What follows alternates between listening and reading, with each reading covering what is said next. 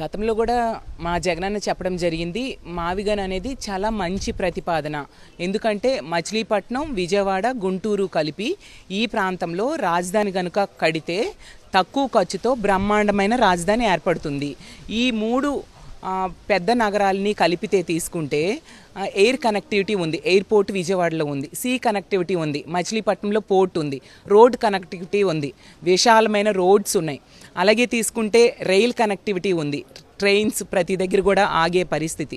దాంతో ప్రజలందరూ కూడా మావిగన్ ప్రతిపాదనని యాక్సెప్ట్ చేశారు. ప్రజల్లో చర్చ జరిగింది. ఎందుకంటే అమరావతి నిర్మాణం ద్వారా చంద్రబాబు నాయుడు గారు తీవ్రమైన అవినీతి చేయడానికి పూనుకున్నారు. ఎందుకంటే 1,00,000 ఎకరాలకి ఎకరాలో మౌలిక సదుపాయాలు అభివృద్ధి చేయాలి అంటే 2 కోట్లు ఖర్చు అవుతుందని చంద్రబాబు నాయుడు గారు ప్రభుత్వమే చెప్తూ ఉంది.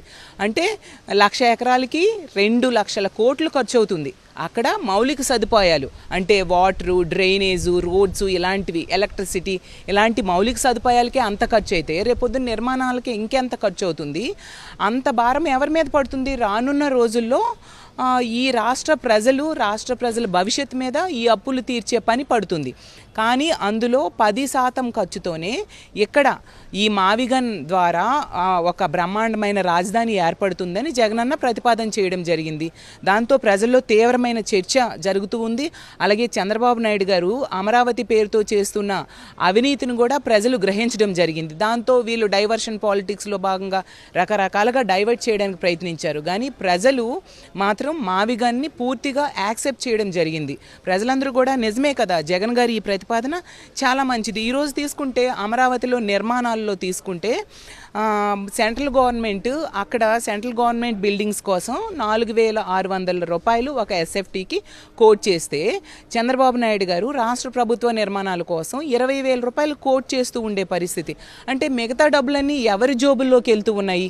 దీన్ని బట్టి మనకు అర్థమవుతుంది అమరావతి పేరుతో ఎంత అవినీతి చేయడానికి చంద్రబాబు నాయుడు గారి ప్రభుత్వం పూనుకుంది అనేది మనకు అర్థమవుతుంది. ప్రతి సందర్భంలో కూడా అక్కడ తీసుకుంటే ఈరోజు ఒక వర్షం పడినప్పుడు అక్కడ నీరు తోడడానికే 100,000 కోట్ల రూపాయలు ప్రభుత్వం ఖర్చు పెడుతూ ఉంది. ఇదంతా ఎవరి సొమ్ము? ప్రజల సొమ్ము.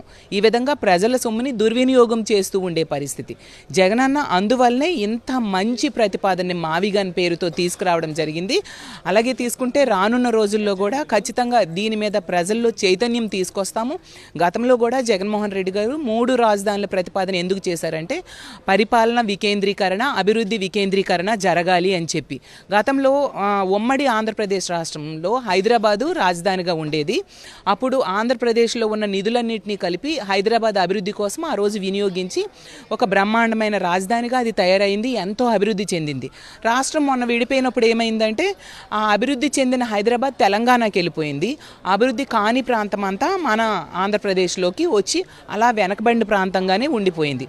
అలాంటి పరిస్థితి మళ్ళీ ఇంకొకసారి రాకూడదు అని చెప్పి శాసన రాజధానిగా అమరావతిని కొనసాగిస్తూ అక్కడ వాళ్ళకి ఎటువంటి అన్యాయం జరగనివ్వకుండా చూస్తూ పరిపాలనా రాజధానిగా విశాఖపట్నాన్ని, ఉత్తరాంధ్ర ప్రాంతాన్ని అభివృద్ధి చేయాలని విశాఖపట్నానికి ప్రతిపాదిస్తూ, అలాగే న్యాయ రాజధానిగా కర్నూలు ప్రాంతానికి ప్రతిపాదిస్తూ 3 ప్రాంతాలు కనుక అభివృద్ధి చేస్తే రేపొద్దున్న ఎటువంటి పరిస్థితులు వచ్చినా కూడా 3 ప్రాంతాలు అభివృద్ధి చెంది ఉంటారు, 3 ప్రాంతాల ప్రజలు కూడా చక్కగా అభివృద్ధి చెందుతారు అనే ఉద్దేశంతో ఒక మంచి సదుద్దేశంతో ఆ రోజు జగనన్న 3 రాజధానుల ప్రతిపాదన చేశారు. కానీ మా గవర్నమెంట్ రాకపోవడం వలన ఈరోజు తీసుకుంటే ఈ అమరావతి నిర్మాణంలో అవినీతికి వీలు పూనుకునే పరిస్థితి మనం చూస్తూ ఉన్నాము. ఈ చంద్రబాబు నాయుడు గారు అడుగడుగునా కూడా అసలు టెంపరీ బిల్డింగ్స్కే 1,000 కోట్లు ఖర్చు పెడుతూ ఉండే పరిస్థితి. ఇప్పుడు శాశ్వత నిర్మాణాలకి కూడా ఎంత అవినీతి జరుగుతూ ఉందో కూడా మనం చూస్తూ ఉన్నాము. అలాగే రహదారుల నిర్మాణాల్లో కూడా వీళ్ళు 1,000 కోట్ల అవినీతి చేస్తూ ఉండే పరిస్థితి మనం చూస్తూ ఉన్నాము. కాబట్టి జగనన్న చెప్పినట్టుగా మావిగన్ అనేది చాలా మంచి ప్రతిపాదన.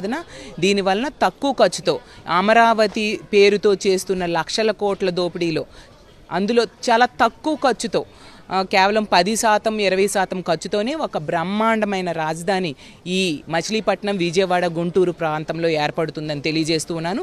ఖచ్చితంగా మా వైఎస్ఆర్ కాంగ్రెస్ పార్టీ మావిగనే రావాలని కోరుకుంటూ ఉంది. దానికి సపోర్ట్గా మేము ఉంటాము.